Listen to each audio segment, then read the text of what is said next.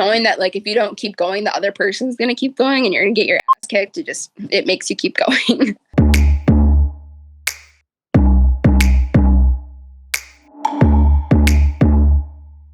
Okay, so this week we welcome Amy Lemenager to the show.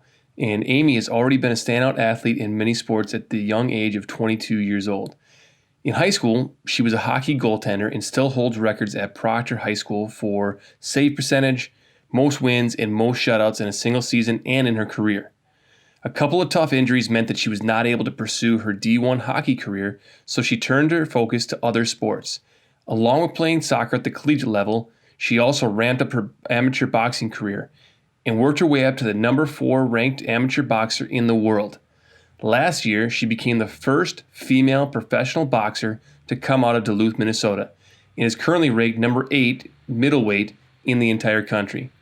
Along with that, she is in the final stages of becoming a police officer for the city of Duluth. So Amy has a really cool story, and I was amazed at how early in her career she really started to form her winning mindset.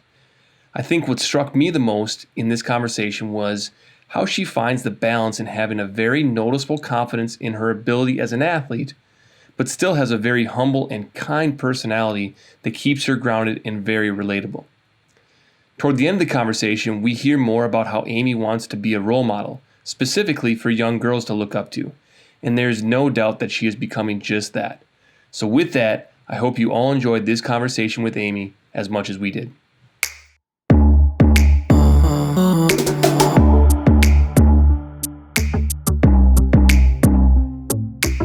Amy, thanks a lot for coming on. We're excited to have you. Thanks for having me. Yeah. So how was everything over on that side of the bridge today? It's good. It's actually really nice outside today. So I spent some time outside walking, and it's been a good day. I'm happy that it's finally warming up outside. Yeah, for sure. Getting into the spring here, and obviously just trying to get outside as much as we all can. It's been a blessing here so far. Hey, want to get into your story a little bit, and I think maybe just to start things out, could you just kind of take us through, really kind of specific to sports, just kind of your journey all the way from a young kid up through college and now into the professional world as well? Yeah, I tried a lot of sports when I was young. I did figure skating, I was a dancer, I rode horses, but I wasn't very talented at any of those things. And I just didn't have really good rhythm. But I talked about this with my dad last night, which is funny, but I was at a figure skating practice, and it was at the UMD ice rink. And I was getting off the ice after my practice, and the UMD women's hockey team was going on to start their practice. And my dad was helping me get my skates off and stuff. And 2 women came out. Marion Trepanier was one of them, and I think Emmanuel Blaze was the other. And they said, "Can we talk to your daughter really quick? You need to walk away." And my dad was like, "Okay, sure, like whatever." So my dad walked away, and they said, "You need to play hockey. We see you're talented. You're obviously athletic." And I was like, "Okay, I'll play hockey." So then my dad came back, and we got in the car, and I said, "All right, Dad, I want to play hockey." So my mom wasn't very happy when I got home and I told her that, but that's kind of how that started. And then I played all the way through high school. I was supposed to be playing in college hockey at Mankato for D1 school. And I had a knee injury, which unfortunately ended my career. I was a goaltender, so just being down on my knees a lot, it wasn't going to work. My surgeon just said that if I want to go into law enforcement and I happened to have an injury similar to what I'd done, which was a possibility just based off of how my hips and my knees are shaped, that I couldn't be a law enforcement officer, which was my main goal, because I think we all know there isn't a ton of money in, female sports as far as hockey goes. Even if I did go on to play pro or something, it wasn't going to pay the bills at the end of the day. So I decided to no longer play hockey. And at that point, I'd been boxing for quite a few years. So I decided to stay close to home and recover from surgery and go to UWS and continue boxing once I recovered. And my senior year of college, I decided to reach out to the soccer coach for the women's soccer team, because I was a little bored and I was like, I want to do something, make some more friends. And I decided to reach out, and her name's Allison, and she she totally was like, yeah, do it. Come try out. And I did not think I was going to make the team because I did not know what I was doing on that field. I hadn't played soccer in like over 10 years.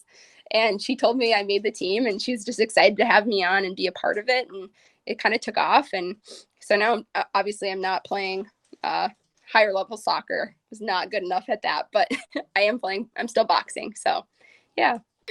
Why, when you got into boxing, I would imagine your dad had some influence getting into boxing, but how easy did you step into boxing in terms of enjoyment and at a skill level? I remember my first day, my dad brought me to the gym. He had a private lesson with the coach just set up just so I could get the hang of it and see if I liked it, or, without the pressure of the classes. Cause the boxing gym I was going to had classes each day that you could join or whatever. And I had never worked out that hard in my entire life. I seriously died. And then after, my dad, he was like, do you want to go to get some ice cream? And I was like, I don't feel good, but yeah, let's go get some ice cream. And I puked all over the Dairy Queen parking lot because I seriously had never had that kind of workout. Like, he had a harness out, so I had to drag him across the ground, and I was learning how to punch, which it's just a different kind of workout. So, I realized I needed that kind of workout in my life, obviously, at that point, if I was that out of shape. And, I wanted to get in better shape for hockey. So, yeah, my dad had influence on it, but I quickly fell in love with it. He wasn't super happy about me fighting to begin with. I mean, nobody wants to see their daughter in a ring, trying to get beat up or beating up another person. Yeah. My grandparents were not very fond of me doing that. None of them were very happy about it, but, I was decently good at it, and they knew how much I enjoyed it. So I got that support from them, and I started fighting, and it really took off from there. I want to jump in and go back to the story, or the part of the story where you're in the Dairy Queen parking lot and you lost your cookies, if you want to put it delicately. At what point did you decide, like, I want more of that? I had worked to the point where I couldn't even, keep my food down. I worked that hard and just completely exhausted myself. Was it in that moment where, you're still in the parking lot saying, I'm really proud of how hard I worked? Or was it the next day? Or was it a week later where you're just kind of craving that kind of workout? Like, take us through your mindset of just kind of wanting to work that hard to the point of, complete exhaustion. I think just knowing that it was going to take my hockey to the next level, because hockey was so important to me, that I just knew as soon as that workout was over that I needed that. I needed to get better, and I needed to use that to get better because I had never experienced anything like that before. Yeah, that's cool. Okay. Yeah. Knowing what I know about soccer goalies, being a hockey goalie, were you the weird kid growing up, so to speak, getting into boxing? Yeah. And how did that feel, knowing that the things you felt passionate about and the things you excelled at weren't super normal? Not necessarily in a bad way, but they weren't the normal path that people went down. How did that feel? When I started goalie, I never skated out. I literally never skated out as a player. So, like, people were like, oh yeah, well, you can just skate out and go to college. But I'm like, I literally don't know how to skate out in normal skates because I've always worn goalie skates. The first day I signed up for hockey, we were sitting in a room and the coach came in and said, okay, who wants to play goalie? And I instantly just rose my hand up because I was like, that'll be fun. Like, I get to wear special pads and stuff and like be different. And like I said, though, just the singularity of it within having a team, which is something I really liked. Yeah, kind of like boxing. I mean, you're relying on yourself in the ring. You don't have anybody else in there. And, if you let a goal in hockey or in soccer as a goalie, everyone looks at you, which is a bummer, but it teaches you a lot of lessons, I think. Yeah, there's a whole psychology behind whether it be a goalkeeper in soccer or a goaltender in hockey, and the difference in psychology, in terms of your performance.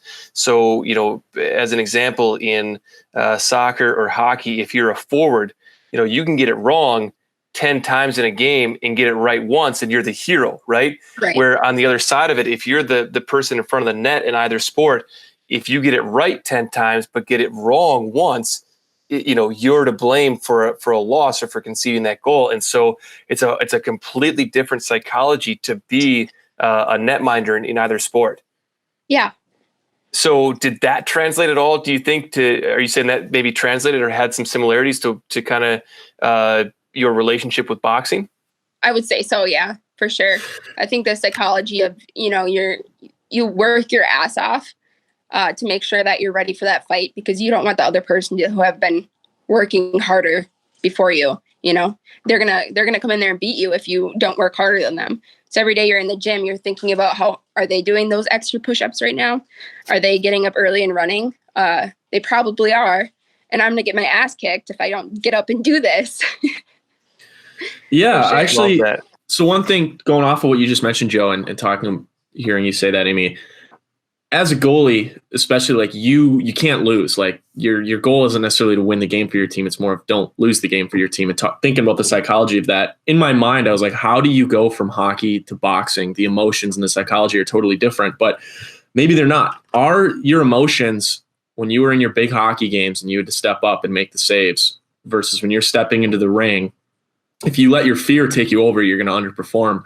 Are your emotions very similar in the different style of matches? And do you control them in the same way?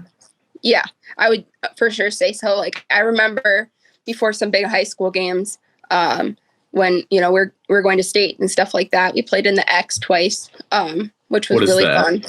The XL. Okay. Yeah.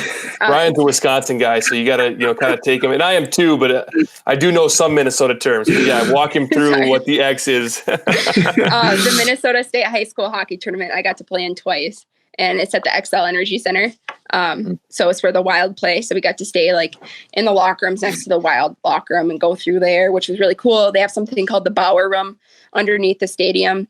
So before games, or if we just wanted to go walk over to the rink before, when different teams are playing, you can go down there and they have free food, free skate sharpening, any kind of, tape you want. So like, in soccer terms, it'd be like they're giving you free shin guards and free socks and like just food. It was insane that they just had all this free stuff. So of course, you were in high school at the time. Yes. Yeah. Some people got free sticks, and it was insane. And then we snuck back down there during the boys' state hockey tournament, which was the following week, because free food, right? Like we had to go back down there when we were there watching. But before those games, I would be so nervous, but as soon as I stepped on the ice, all the nervousness went away. I wouldn't be sick to my stomach anymore. I just be ready to play. And it's kind of the same for boxing. We have locker rooms or whatever before we fight.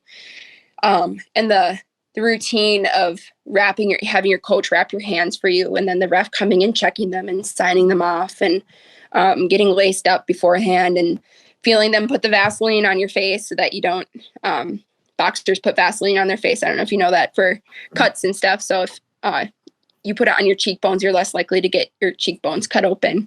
And just the routine of that, it makes you super nervous, because it's like, you're about to go into battle, just like hockey, when all that pressure is on top of you. But at the end of the day, as soon as I step in the ring, I'm ready to go. Yeah. Have you ever had any moments in not just athletics, but primarily thinking about athletics, where the fear or the nervousness overcame you and you couldn't perform to the level you were hoping to perform at? I don't think so. I think like once I got onto the ice, or I got into the ring, it just kind of goes away. Everything kind of goes silent, even if it's loud, and you're just ready to go. Yeah.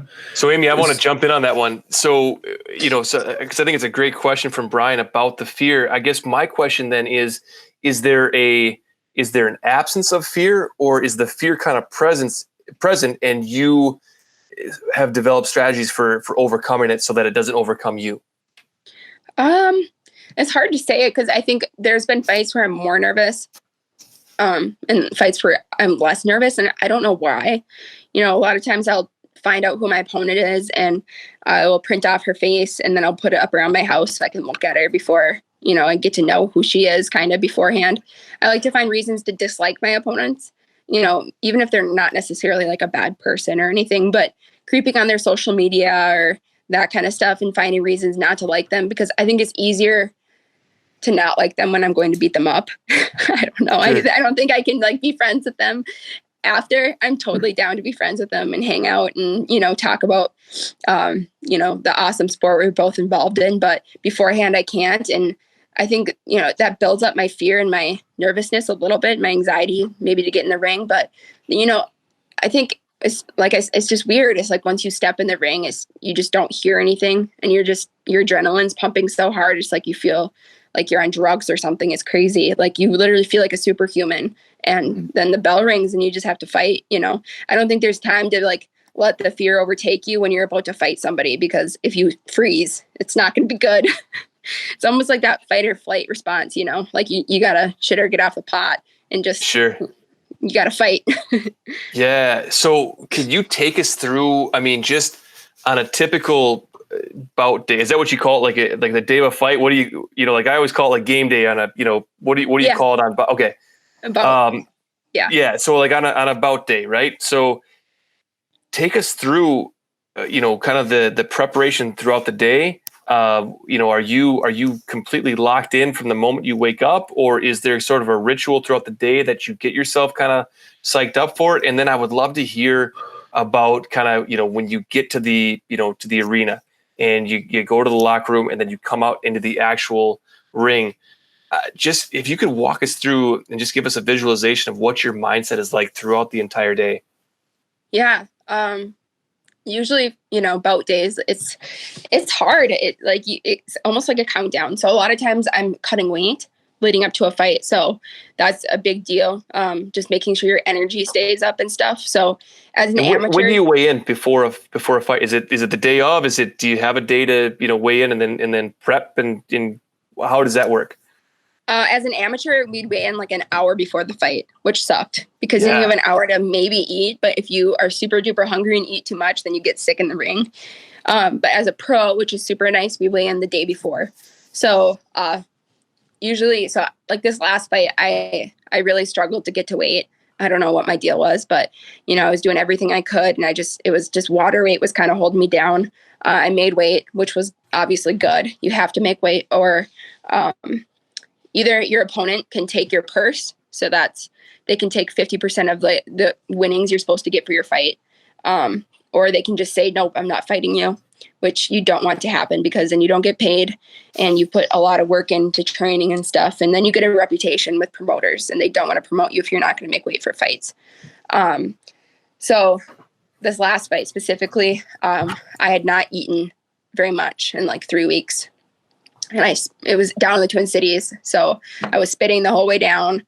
I'd worked out the morning of weigh-ins at the hotel in a sauna suit. My dad was there letting me hit mitts with him. I was trying to make weight. I took a super hot shower, and then we went to weigh-ins, and I checked myself because they give you an hour to cut weight if you need to once you get there. So I weighed myself and I knew I'd made weight. So I was good. Usually I go get my hair done. So I get my hair braided for when I fight. Because it has to be, there's, some disadvantages of your hair. So if I just had my hair like in a bun, and she would hit me lightly and my bun's going back, it makes it look like head snaps. So that's less of you're getting points taken away when the refs so do that. So it's scoring differently. Sure. Yep. So that's why I get my hair braided super tight. And then usually I'll put it in like a low ponytail or a low bun on the back of my head that won't move like that. So I found a hair place down in the Twin Cities, got my hair done. Which was kind of nice just to get away from, my family was in my hotel room and stuff, and people have that nervous energy that, I don't necessarily want rubbing off on me. So it was nice just to go sit in like a hair salon with some random ladies and like talk to them about why I was getting my hair braided for a professional bout. But it was good. And then I made my way back to my hotel room and I ate lunch. I think I had like pizza or something, like a little bit, lighter, like a flatbread type thing, like a spinach flatbread or something like that. And just drinking a ton of water throughout the day. And then I got to the fights, I think that day at like 5, even though they didn't start until like 8. And that's just because my coach wanted our team to show up together as like a unified front. And we found our locker room, and I always meditate before I fight. So I found it was in the Minneapolis Convention Center is where our fights were.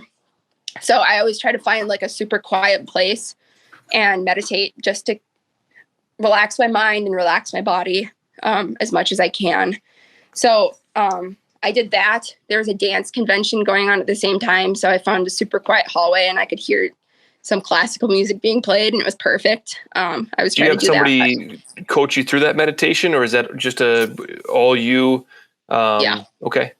I used to do it before hockey games too. So whenever I get super duper nervous about something like that, I really try my hardest just to be quiet, and I like listen and feel the things around me, and I try to like, if I can hear air blowing somewhere, I focus on that. I completely clear my mind of, my nervousness or whatever. So you talked about, obviously trying to become sort of hyper aware through your meditative practice. And you talked about you kind of hear or feel the wind blowing and those kinds of things. Is the goal for you then to is it really just a mind clearing mechanism, or is the goal for you to then take that hyper awareness into the ring? Which is it for you? Just to clear my mind at the end of the day. Yeah. I'm a pretty spiritual person too. I'm religious. So a lot of that is praying too, just like for safety of my opponent, for myself, and for other people who are fighting on the same card. Is just kind of like, it's weird. It's just my ritual, I guess, just to really try to like get the nervousness out of my system. And it's like the calm before the storm. Because as soon as I get out of that meditation and I walk back into my locker room, I'm not leaving again. Our coach won't let us leave. We can't walk around the convention center or whatever. You have to be in there with your teammates. So it's just like, that's kind of like getting back thrown into like that fire, so you have all this nervous energy around you. So just being able to clear my mind for a while before getting thrown into that is really important. When did the meditation become an ample part of your pregame ritual? Did it stem from praying turning into meditation, or did someone introduce it to you? How did that happen? I started doing it when I played hockey, because I used to get super nervous before big games. Yeah. But when did you decide that meditation was the way you were going to counteract your nerves? It accidentally kind of happened. My uncle passed away. So my dad's brother passed away when I was 12, and he was a big part of my life. And part of like when he passed away, I got his cross necklace. And whenever I had like a huge game or a big bout coming up, I would always wear it. And for some reason, I don't know, I think the first time I did it, I was at a hockey tournament down in the Twin Cities, and it was like a college showcase one. I think I was in like 10th grade or something, but it was nice out, and I was super nervous, and I walked outside. And I think up here in the Twin Ports, it was probably still snow on the ground, but down there it was like super green grass.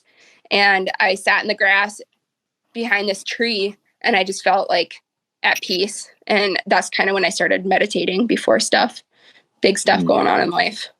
But I don't know, I guess that's when it started. And I just never stopped, because it just made me feel better. How many times, obviously sport for me especially, but it's just a cesspool of emotions for everybody that's involved. There's so much going on, in my opinion, more than ordinary regular day life, but that doesn't mean there's not strong emotions in your ordinary regular day life. Has that meditation leaked into other parts of life that aren't necessarily related to sport? I think so. Sometimes. I mean, I guess before like interviews, like when I was interviewing for law enforcement, I did a lot of meditating before I'd go into the interviews, or, getting ready for that post test. I'm sure I'll do it before the post test, just stuff like that. It's not like super common in my everyday life, but for big stuff it is, I guess. Yeah. You've kind of gone through your meditation practice, and now you're back in the locker room, kind of before the fight. And is that right? That's kind of where we jumped out for a minute there, right? Yeah. Yeah. So then I go to the locker room, and usually, like if you have several fighters from the same gym on the same card, they'll put fights in between each one of you so that your coach can do mitts with each one of you before you go to the ring, because it's important to warm up with your coach and go over your game plan and stuff. But if you're back to back, the coach can't get from the ring back to even walk you to the ring for your fight once that fight ends. And then he will begin to wrap our hands. So it goes from the person who's like closest to fighting at the beginning to the end. So I was in between Jesse and Danny last time. So he wrapped Jesse's hands, and then my hands, and then Danny's.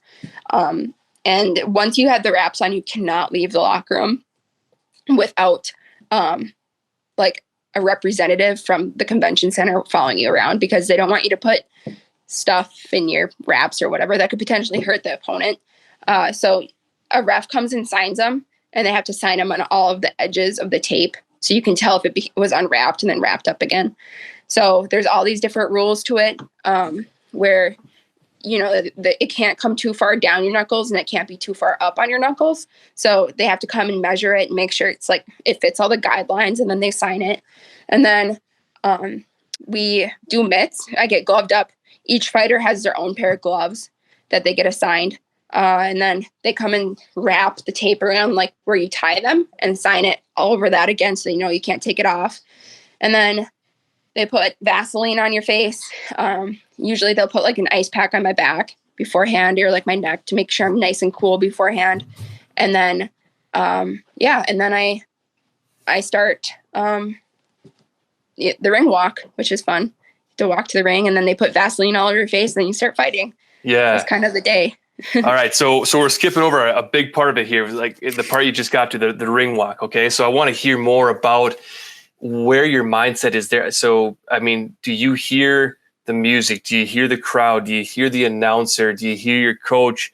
What do you see? Is it just the boxer in the other corner? Do you see the faces in the crowd at all? Like, if you can recall just in those moments, where is your awareness and where is your focus? And what do you recall during that time? Or is it all just a big blur? And before you jump in, like, another thing I'd like to hear too along these lines is, how is that different from the sports garden in Duluth versus fighting in the cities and being a pro versus an amateur? Like, obviously every fight's different, but what stays consistent and what really affects you? It's kind of weird. So like, I can always hear my song. So the song that I choose to walk out to. So when I was an amateur, it was Gwen Stefani's "Holla Back Girl." I don't know why I chose that song, but once I chose it, I couldn't go back from it. So like, upbeat and fun and okay. Yep. And then as a pro, my walkout song is "God's Gonna Cut You Down" by Johnny Cash, which is awesome. And so I walk out to that, and I can hear the music and I can see people, but it's kind of blurred. I don't know. Usually I'm really, really pissed off by that point. So like, I'm just ready. I'm angry. I'm ready to get in there and fight somebody. And then I don't hear anything once I get into the ring. The ref has you touch gloves.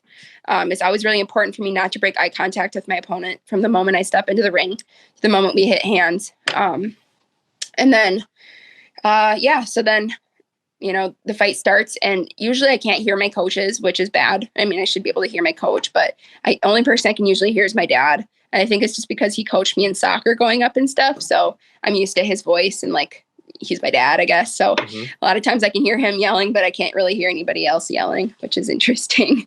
Yeah. So then once the fight starts, what are things that you can recall there, or is it all just complete focus on the opponent, or is it more focus on, your own technical instructions? Where does your awareness go and where does your focus go then? During my fight? Yeah. Just basically trying to hurt the other person. I don't know. Like, it's so tiring that, like, you can feel your muscles getting tired, like physically just so tired during the fight. But just knowing that, like, if you don't keep going, the other person's going to keep going and you're going to get your ass kicked. It makes you keep going. Knowing that, like, if you don't keep going, the other person's going to keep going and you're going to get your ass kicked. It makes you keep going. Knowing that, like, if you don't keep going, the other person's going to keep going and you're going to get your ass kicked. It makes you keep going. And so, my first fight as a professional, I fought Kayla Brady at Grandma's. And I ended that fight, I think, in the second round with a TKO. So it's kind of nice when you can end it early too, because obviously you're not super tired. But sure. My last fight against Leslie Pope, it went all 4 rounds, and I was tired after that fight. I needed to put more road work in next time I fight. So yeah. Is there a point in the fight? Or, sorry, Joe, to break in. No, but please. Is there a point like where you start to throw different punches? Like, I know in wrestling there was a point, like, usually it was a third period where it was like, I'm just going to go for every dirty move that I can just to win. Like, it was done. So there was a point, like, can you feel the point, or do you just know, like, all right, I need to do something else otherwise I'm done? Like, pretty much. I mean, I don't know. Like, you just kind of realize, like, if I don't step it up here, this person might beat me, and I do not want to lose. So you're just going to throw everything you have. And I don't know, some people are a little bit more calculated about it and they look fancier, but as long as I get the win at the end of the day, that's kind of what I'm focused on. You just can't really be tamed at that point. It's like that fight or flight, like I said. Yeah. So another question go ahead, Holden. No, please. Like, are you better when you're coming from behind? Like, like the person's better, or are you better when you're going to win? Like, you feel like you're winning? Like, I really don't like the feeling of somebody else hitting me. And she hit me as hard as she could, and I didn't feel anything. It was just kind of like, is that really what you're going to hit me with? And I looked at her and I said, is that all you got? And there's a picture of me like screaming as I. Is that what you said? Okay, so I watched the fight. I wanted to go, to one of your fights with Allison DeGroat, your soccer coach, obviously, and I wasn't able to go because we had a game that night and whatever. So, but I watched it online, and I couldn't tell you what you were screaming, but it was so. As I'm getting prepared to watch this, like I think of what I've seen on TV or in the movies of. There's going to be sort of the bell's going to ring, and it's going to be like kind of like a little bit of this kind of dance around. We're going to kind of, feel each other out a little bit. We're going to get our footwork set and everything like that. That's not what that was at all. Like, it was like the bell rang, and it was like two people, and you were definitely the aggressor in that situation. And it was like, it was on from second one. It was so cool to watch. And then, I've never seen that side of you of, where you're screaming something at her. You've got your hand up in the air. You're kind of, it almost looked like you were maybe just, baiting her into something. It was, again, I haven't seen that side of you. And I was on the edge of my seat, just like leaning into this to see this fight take place. Yeah. Yeah. I was not happy with her. And then after the fight, before I found out if I won or not, I mean, it was a close fight. It was a split decision win. Mm-hmm. I had to fight differently in that fight than I normally fight. So I was backing up most of the time because I knew that she was going to be the aggressor, and I didn't want to tire myself out by trying to constantly fight, pushing forward with her. So I was backing up, and it looked like she was throwing, but the punches weren't hitting me because I was backing up. Mm-hmm. And then I'd step in and crack her with something and back up again. So people think like, boxing, it's not common for people to back up as they're fighting and win. So it was a good accomplishment for me for something I worked on with my coach beforehand, because that's what we planned to do to her and how to win. But after the fight, I didn't know if I had won or not. I had no idea. I went up to her and I just said, hey, like, I respect you for being here. She's from Kansas City. Thank you for flying out here and taking the time to fight me and stuff. And she said, F you. And she walked away. So when I won, I mean, it felt really good looking at her, next to me when that happened. So yeah. So I want to go back into the ring here for a second, and I actually want to get back to those comments too, because that was something I noticed after the fight was you went out of your way to go hug her, and it looked like even after the decision was made, there was another embrace there, and it looked very cordial on your end. So I want to get back into that, but first I want to go back into the fight. And so you're talking about backing up and kind of letting her come at you a little bit, and like you said, you didn't want to tire yourself out. But earlier in the conversation, you said, kind of your style of fighting is you want to inflict as much damage as you can on that person, right? It was, right? Mm-hmm. So was it, I guess the question I'm trying to get to here is, did the style of fight, was that contradictory to how you wanted to fight?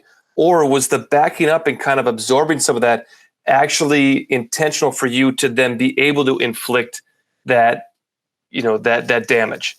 Yeah. Where was your mindset? Was it trying to protect yourself, or was it, I'm going to be really tactical here and look for moments to inflict damage? Where kind of which it was side tactical. Of the divide was your mind on? It was tactical. Okay.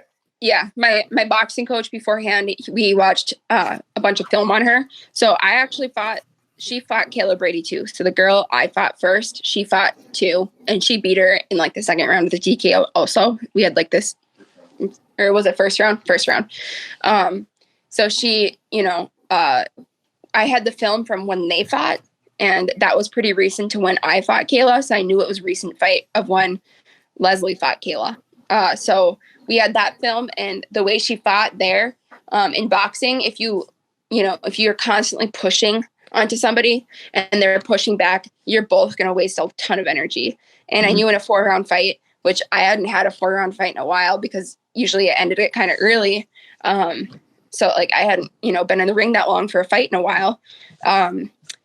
So my coach was like, this is how we're going to do it. You're going to, when she comes in to throw, you're going to step back so that she basically misses every time. And it's like, it looks like she's throwing her punches, but she's not actually hitting you with anything. But at the same time, that allowed me to, step in, crack her, and then back off again, which, it's a weird style of fighting. I've never fought like that before, but it won me the fight. I honestly think that, with his advice about that, it helped me win. So. Yeah. With this one, how important was this fight to the women's boxing scene as a whole? Your victory, the way you won it, who are you, like, how relevant was this? It wasn't for Minnesota, it was a pretty big deal, especially, there's no professional female fighters up here, but, other than me. So it was nice. I think the biggest deal is like other young females being able to see, somebody like me do it and let them know that they can do it too. So, we have a lot of young girls at the gym, and just being able to, a bunch of them came and watched down the cities, which meant a lot to me. And the girls that, when I fought at Grandma's, the 2 girls that walked me out were girls I coached for on my soccer team. So I was trying to get females to walk me out to my fight. So like Allison and Kelly Graham walked me out in Minneapolis because strong female figures. And then a little Grunley Piper, who I used to babysit, who was also in the ring with me after I won. People thought she was my daughter. I got asked a bunch of times if that was my kid, and I was like, no. That's funny. That's funny. No, there's 2 things I want to grab from there. Is how important is, you're 21. I'm looking at the middleweight leaderboards right now on boxrec.com, and there's a 21-year-old that's you. There's a 22-year-old ranked 12th. You're 9th, by the way. I think you said it's tied for 8th technically, but there's a 25-year-old and a couple 29-year-olds, but you are very young considered the rest of your field. Yeah. How does that play into your mind as you are on the base stepping stones of your boxing career, and you're top 10 ranked? Where are you at in your mind with how much, maybe success isn't the right word, but how much potential you have and how much potential you've already achieved? The nice thing about women's boxing is just starting, basically. Yeah. There's not very many people who have, done it from at the age I started and have, continued with it. There's a lot of older females that have started it when they've been older. But there's not very many young people. But the thing is there's a lot of amateur boxers right now that are really, really good. O'Shea Jones, I fought her as an amateur. She's actually in the Olympics right now, which just got canceled, unfortunately. I fought her at a national tournament, who's going to be going pro soon. She'll be probably going pro within the next year or so after. How old is she? She's my age, 21. My age. So what made you take the step to go pro early, so to speak? And what prevents girls or women from jumping from amateur to pro? Why is the amateur scene so developed and the pro scene not necessarily underdeveloped, but so much smaller? So part of it was I ran out of opponents to fight. So I ended up having to travel pretty far distances, and boxing is a sport where people are not very reliable. So my dad would drive me 7 hours to go to a fight in North Dakota, and they would not show up, which is super frustrating when you spend the money on hotels and gas and everything. And as a pro, that's less likely to happen. People tend to show up when they sign that contract. So that was the biggest reason I went pro, for reasons of, I'm doing this, I might as well make some money off of it, to be honest. 2, opponents, having the ability to know that I'm locking these people down, they're going to show up. And just experience. I had a long amateur career, so it was time for me to make that step. Yeah. And then the other thing I want to talk about is the men's boxing scene is very developed. When you look at the records, most of the people have 25, 35. That's like the low end of the fights they've done. Whereas the women's, there's a lot of people with less than 10 fights in the top 15. Is that due to just you mentioned before there's not a lot of people to fight. Is that because the scene is so underdeveloped that it's just hard to get your fights in? Yes. It's harder because there's not as many girls, especially in the higher weight classes. I think what's on there is pretty much the only people in the United States that are boxing, as a girl, my weight and age, or just females in general. There's quite a few people too that will start boxing and they have a couple fights and then they quit. Cause it's a hard sport, it's in its own, just by, like the workouts itself. And then also the crap you put your body through, just cutting weight and getting beat up on a daily basis at the gym. I spar boys. I don't have any girls to spar, which is, it's hard on your body. So people don't really like that. So I think that's partly why there's not a lot of girls doing it. How quickly is the scene developing? It's like the fastest growing female sport right now. It's insane. It's blowing up. Yeah. Clarissa Shields is making millions of dollars, which is kind of like unheard of in female sports. And, she's not that far away from me, she's at the top of the list, but it's not, unachievable, which is kind of cool, When we talked to John Schuster, who, if anybody listening doesn't know, he's an Olympic gold medal curlist. He talked a little bit about how there's more to your success than just building up yourself as a career, especially when you're in a sport, in his case, curling, in your case, women's boxing, there's not necessarily some responsibility, but you have the opportunity to grow a thing, women's boxing or just women in sports in general. You have the opportunity to help push that. Have you sat down and really thought about your role in the women's athletic movement or just women's boxing in general, how important pushing the sport and the opportunities to girls is, how important that is to you? Yeah, it's super important to me. From reaching out to kids at my gym, to, coaching female soccer, to, trying to be as good of a role model to those girls as I can. This is a big deal to me, making sure that, girls have girls to look up to, like I did with those UMD hockey players that day that they told me I was going to start playing hockey. They were like my heroes, but, I'm their age. I'm the age that they were at when I was young. So I want to be that person for girls. And I hope that, it gets them involved in sports at a young age, or, not even sports, but, musical instruments or art or whatever they're into, like just not falling through the cracks and, making a name for themselves. Mm-hmm.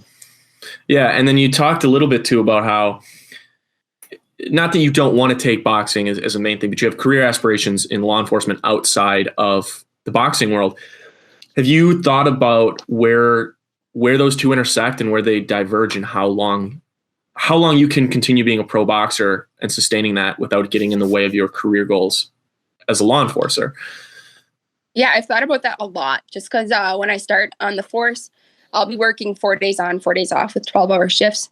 So, there's a good possibility that those 4 days that I'm working, I'm not going to be able to be at the gym. My gym's open from 4 o'clock in the afternoon to 6 o'clock at night. So, that's a 2-hour gap. I have to be there. And if I'm not there, my coach isn't going to be there. He has a family at home. I can expect him just to have it specifically open for me, to train me.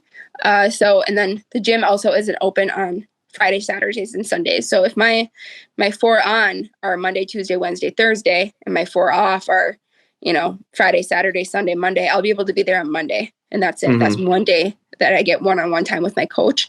So I've thought about that a ton. I'm hoping I can get a couple more fights in before I start. And then hopefully, I hope that it comes back to me. I think when I start as a police officer, I'm going to have to really focus on that for a while, and make that my priority, my career. But I'm hoping that, I'm still young. I have a lot of years. If you look at that list and the ages of those ladies, I have a lot of time to figure out and balance and hopefully continue.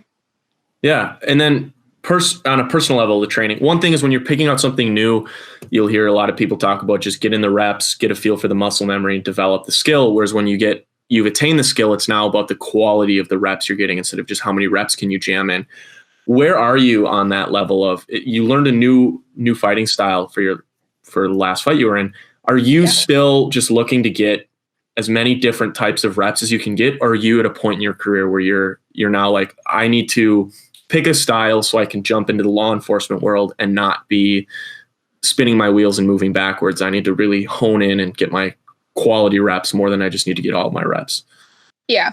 I think every fight is different. So it's like, I can't necessarily just, it really depends on who you're fighting. So if I'm fighting somebody who's bigger than me and can hit harder than me, like I'm going to make sure that I'm dancing around the ring so I'm not getting caught with anything.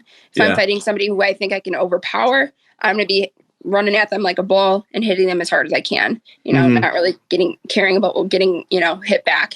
So it just depends. It's not, every day at the gym is something different. So it's different reps every single day. I mean, when I go in there, I have no idea what we're going to be doing, and it's different somehow every day. So, and that's part of the reason I love boxing so much is it's different every day. So, yeah.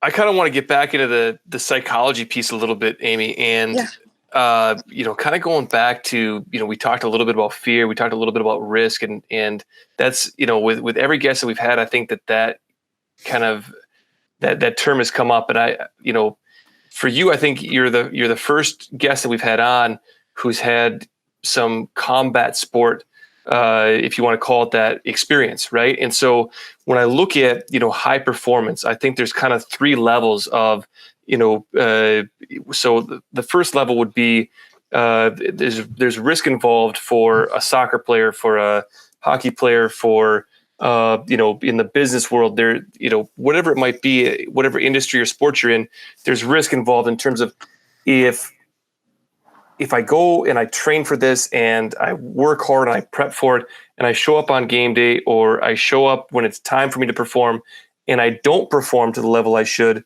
there's the risk that I might lose, right? I might not get the result that I want. And then you think about like a combat sport, there's all that same type of risk, right? But then there's also the risk that if I lose, there's going to be physical harm that's done to me. That's going to be part of the losing process is I might get beat up, right? And there could be physical damage that's done to my body. And then obviously I think then the third level is when you think about high performance in like a military setting or a police setting where, if I get this wrong and I'm not at my best performance, it may not just be damage to my body, but it could mean significant risk or death, right? And so you're kind of at that level now in your sport where it's that second type of risk. And I just want to hear from you kind of how you associate with risk, and is that something that is on your mind constantly, or is it never on your mind? Or again, do you have maybe strategies for dealing with that risk or that fear? Honestly, it's really never on my mind, especially with boxing. I mean, when I played hockey, I got hurt way more in hockey than I've gotten hurt in boxing. So it just kind of goes to show like it's a combat sport. But, if I was a heavyweight male fighting, yes, I'd be worried about, possibly getting, my neck broken or something really bad because they can hit that hard. But with where the people I fight and the girls, even if I fought Clarissa Shields, she wouldn't like seriously hurt me. And the nice thing is that there's refs in the ring the whole time. As soon as anything gets out of hand, they stop it. I had a shiner after my last fight, but that's like the worst I've had since I started boxing. I'll get a shiner here and there. I've actually never had a bloody nose. So, I mean, it kind of shows, you get really bad goose eggs on your forehead in soccer and bloody noses, and the goalies, bust their heads into the pipes in between the nets. And I think, knee injuries and stuff like that. I haven't had anything like that in boxing. As far as work goes with that risk, I mean, it's definitely something you think about, but I'm going into law enforcement for a reason. I want to help people. I want to see new things every day. I like not knowing exactly what's going to happen at work each day. I seriously think it's the best job in the world. I'm so excited to get started in the field. There's risk with every job you have, unfortunately, there is violence and stuff in the world, but, at the end of the day, I'm just going to be really happy that I'm doing what I love, and I get to love what I do every single day I go to work, which is important to me. Don't want to get bored. Yeah. That's awesome. So when it comes kind of getting back into boxing, then I want to maybe transition into, the upcoming job that you have as a police officer. So is it for you? I mean, there's an obvious like kind of passion and love there for the sport of boxing. Do you love, you talked a little bit about kind of the training and pushing your body to the limit and, really like, again, just kind of exhausting yourself in training. Do you love the training environment more? Do you love the bout day, being in the arena? Where do you really feel like you really tie into that passion the most? I really think part of it is just holding myself accountable to work out every day. Where if I don't show up to the gym, my coach is going to be like, where the hell are you? And why aren't you here? And my dad's going to say, why didn't you go to boxing today? What's going on? It really holds me accountable to make sure I'm staying in shape. I have a thyroid disease. It's called hypothyroid disease and Hashimoto's disease. So it's intertwined with the thyroid disease. And it makes it really hard for me to lose weight. So if I don't work out and I don't eat healthy, I will blow up like a balloon, which would be really bad. And so just making sure I, have something that keeps me accountable. And when I have fights coming up, losing extra weight, if I put a few pounds on, then it's like, I have to lose this weight for this fight, which is good for me. And then also the feeling after I win a fight is just, it's unbelievable. It's like, you're superhuman. It's insane. So I think, looking for that high almost fighting. Like, I can't imagine my life without training for something and working your ass off for it. And then that winning feeling is amazing. Yeah. Okay. So now making the transition and hopefully getting into the field here soon. We talked about a little bit, you were supposed to take your post-test at some point in the next couple of weeks, but obviously with the pandemic situation, that's been pushed out. But hopefully sooner rather than later. I guess what I'd love to hear about is you mentioned the reason that you wanted to get into the police force was you wanted to help people. And I've got a purpose for asking this question, but I think that you can help people in a lot of different fields. So what specifically about being a police officer says that's the field for me? That's how I want to help people. I think the biggest deal is I love where I live, Duluth. Having that community outreach as a police officer and being there for people in their hardest times of their life. I mean, it's insane. Like if you as a police officer, you're only in contact with people when it's something terrible is happening to them in that moment. And, that sucks, but I want to be there for them in that moment and help them figure it out. I think, I don't know. I don't have any law enforcement in my family. I'll be the first one. So I didn't really know. For a while, I wanted to be a teacher. And then I started coaching kids' classes at my boxing gym each week. And I very quickly realized I did not have enough patience for teaching every single day. It would not happen. So then I started to look into, like healthcare. I'm not a huge math or science person. It wasn't going to work for me. There's no way I'm just going to get through those classes. So then I started looking into law enforcement and I realized that it's actually a perfect fit. Just being able to, like I said, just do something different every day, but being there for people in their hardest times. And especially in Duluth, where I grew up, I love the city. I love the community. I love the people in it. So just being there for them and hopefully making Duluth a better place is kind of my goal. Yeah, that's really cool. So if I can dig a little bit deeper, was there a specific moment or thought or occurrence that said, I know now I need to be a police officer? Yes, I went on a ride along. Her name was Amber, and I still didn't know if I want to be a police officer or not. And I was like, it's one of those things where I started at UWS. I was a freshman and, I had heard from guidance counselors or whatever, like, are you sure you want to do it? It can affect your family life. It can lead to really bad things.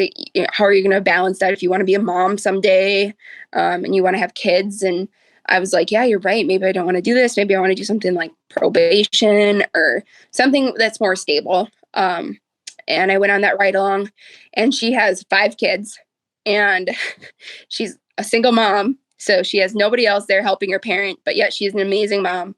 And she, was rocking the law enforcement world. And I realized that night, I was like, heck yeah, I want to be a police officer. This is awesome.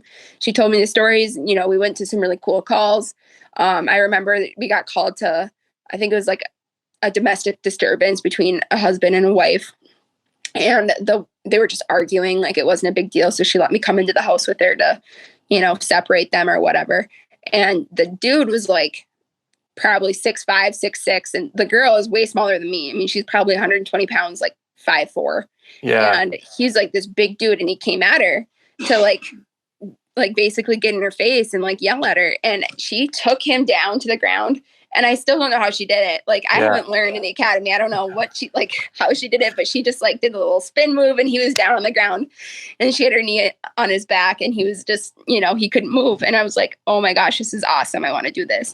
Not just because, you're not hurting people or anything like that, but it's just, being there during that time and seeing what a badass she was and like how she was really making a difference in that woman's life that night. I mean, it was a big deal. It was really cool.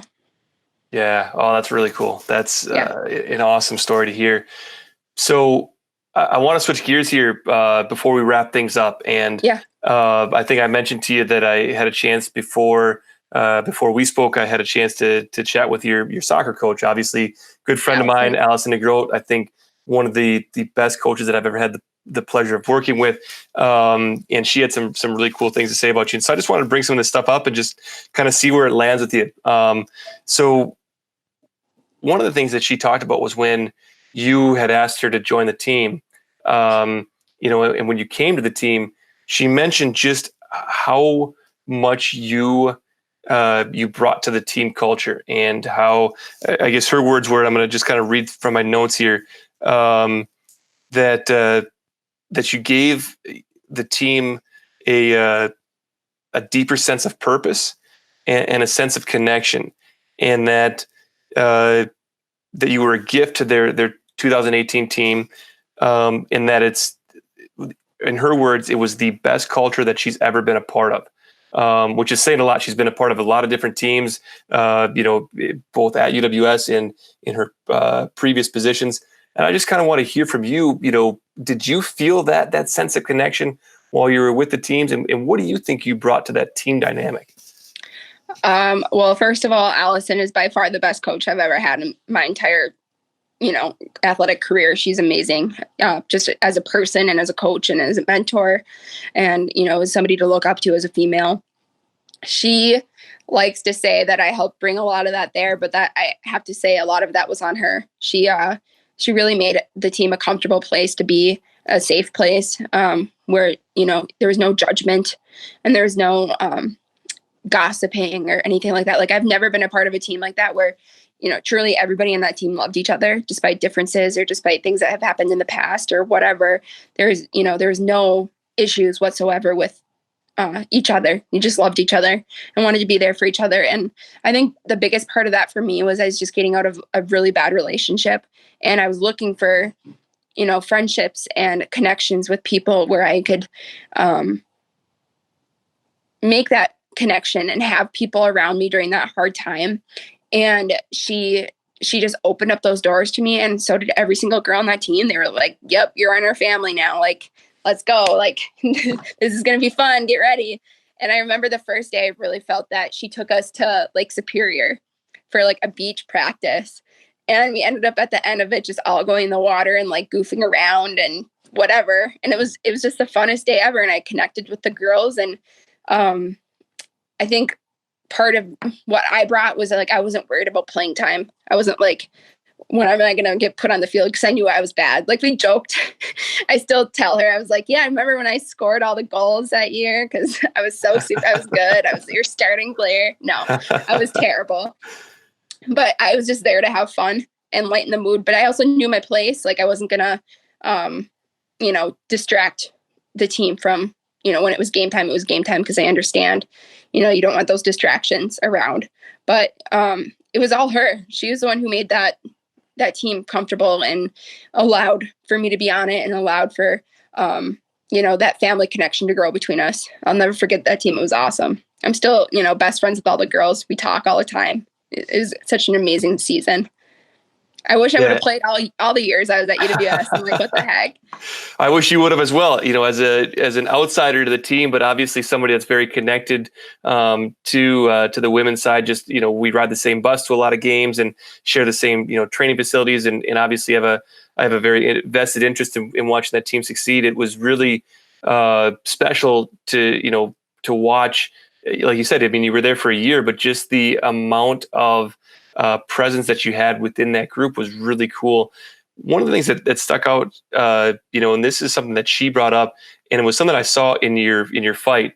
And, immediately after the fight, when they interviewed you, the announcer interviewed you were still in the ring, the first thing that you kind of turned to was gratitude.